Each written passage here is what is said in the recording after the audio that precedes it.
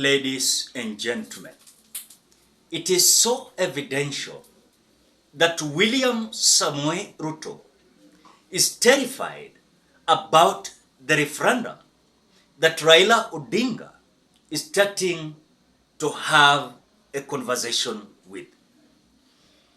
William Ruto is a politician that understands the repercussions and the consequences that is going to come with the referendum.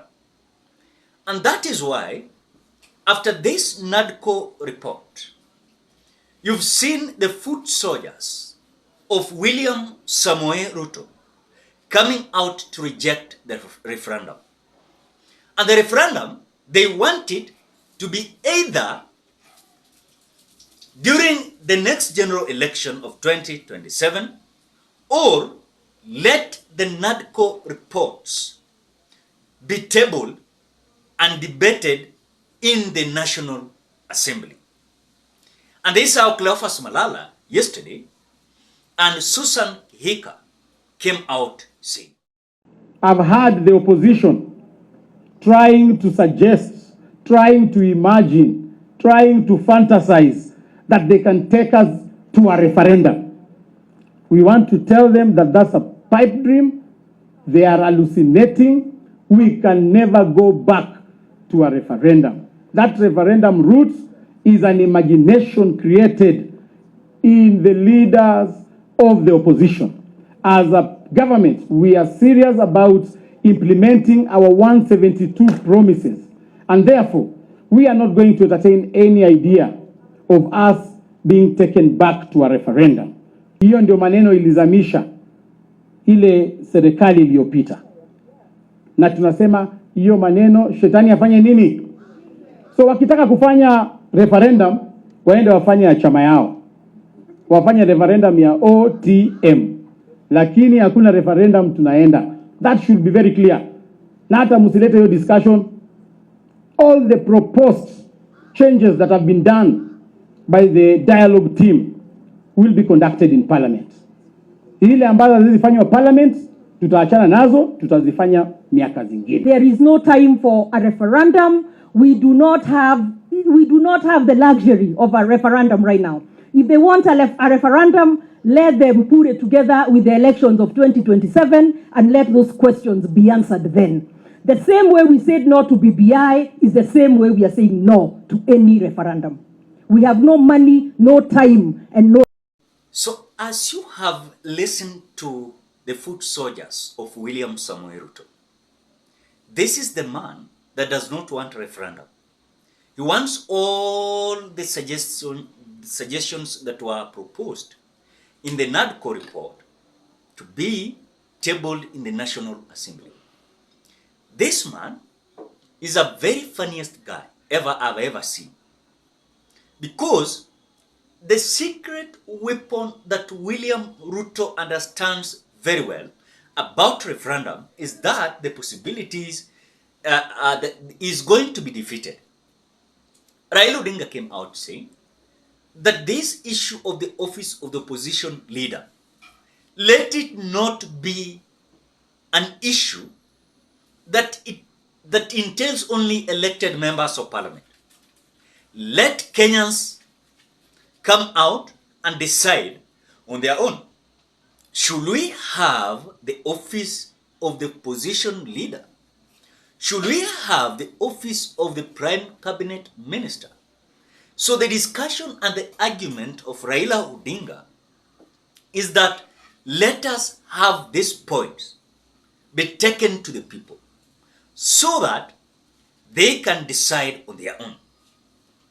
This is the same narrative that these people came up with during the BBI. They said, can we have the BBI during the 2022 general election?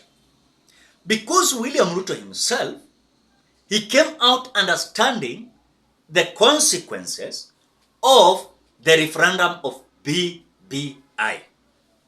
As this is the man that came out rejecting and saying no to the Constitution of 2010, and he came out conceding defeat after Raila Odinga Mwai Kibaki team came out outwitting him during the referendum, where there are certain new proposals that were there.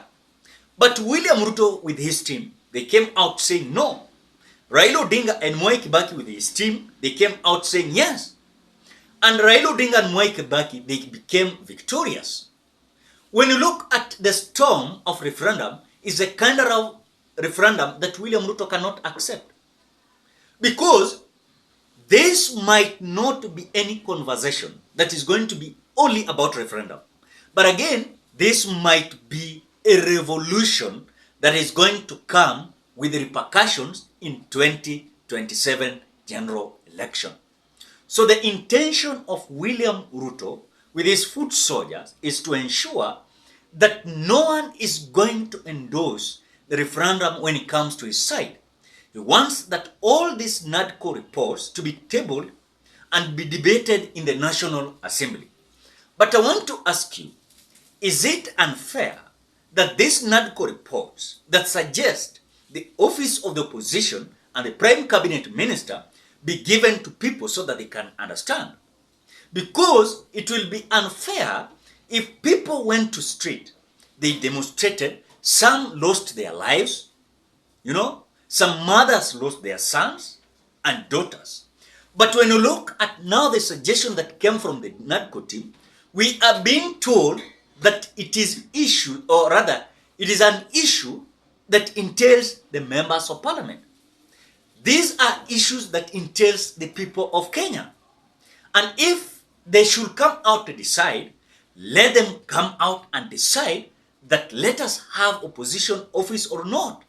Let us have the office of prime cabinet minister or not.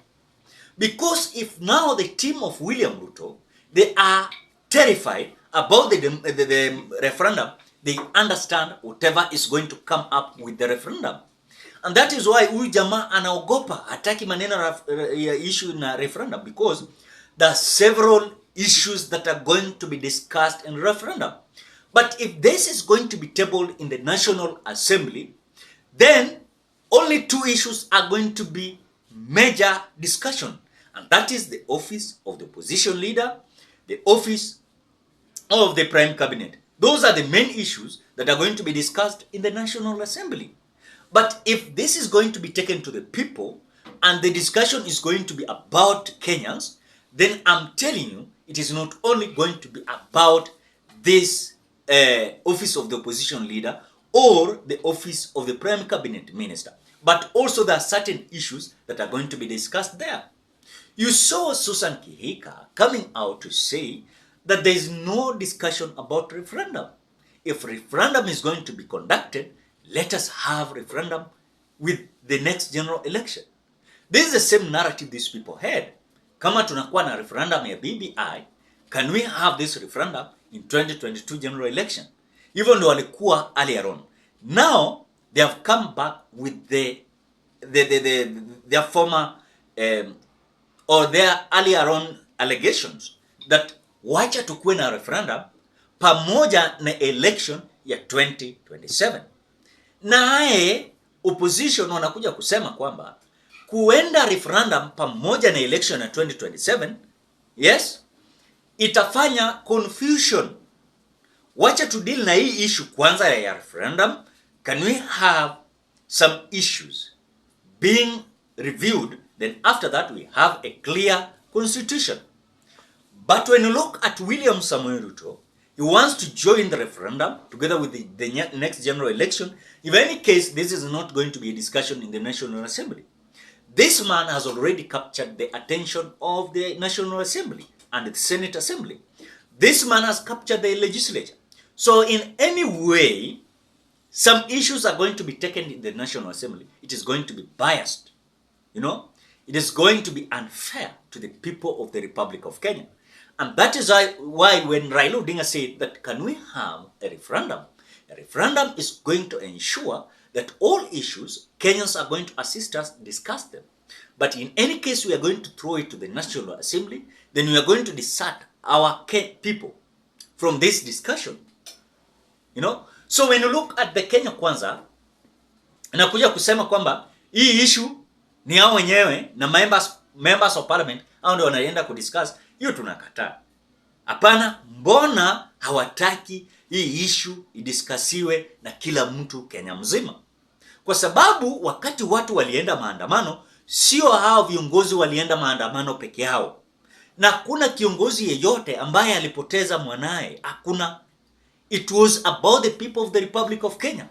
So if it is about referendum, let it be referendum. Let the people come out and discuss these issues. Because haitakuwa sawa. Hatutafurahia kwa sababu yes, watu waende waongelea haya maneno yote kwa bunge, then at the same time Kenyans lost their sons and daughters during the maandamano. It will be unfair for them. The discussions inaenda chini ya maji. Watu wa NADCO walikuja wakadiscuss, wakakuja na reports zao. Wacha watu wapelekewe, hao pia waamue. Tunakuwa na ofisi ya opposition ama hapana? Tunakuwa na ofisi ya prime cabinet ama hapana? Can we end up this political party kind of migration? Can we support the multipartism? Those are the issues that William Ruto is fearing to be discussed by the people. So when I saw them yesterday coming out saying so, these are the agent of William Samoei Ruto. So when they are saying so, it is already clear. Number two, as I finalize, I've seen them saying that they're going to penalize those who are opposing the government. Those who are going to oppose the government. Number two, they're not going to agree with those small parties who are not going to merge with the UDA. Kwamba wanasema walipostpone election ya UDA kwa sababu ima party ndogo ndogo, villages parties, should merge and join. But the message they are receiving from other political parties, hii yenye wanaita villages party, kwamba hawataki kumerge. So it means that kuna maneno kuvurutana, push and pull here. You know? So these people are so terrified with many issues. One, referendum. Two, they don't want to have these small political parties in their, or rather affiliate parties in Kenya Kwanza. Three, they're coming up with the idea they're going to penalize.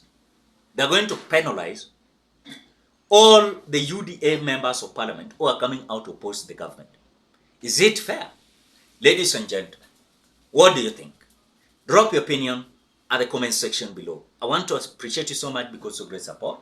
Please consider subscribing, liking, commenting, and sharing this video.